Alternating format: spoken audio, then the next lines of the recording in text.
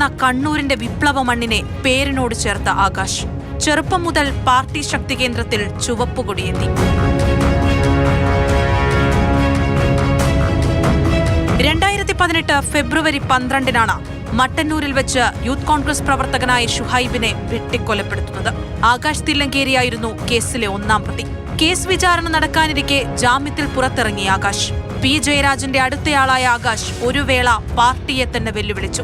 Cyber ആക്രമണത്തിനെതിരെ DYFI നൽകിയ പരാതിയിൽ ആകാശിനെതിരെ police കേസെടുത്തു. ഒടുവിൽ കഴിഞ്ഞ വർഷം കാപ്പ ചുമത്തി ജയിലിലടച്ചു.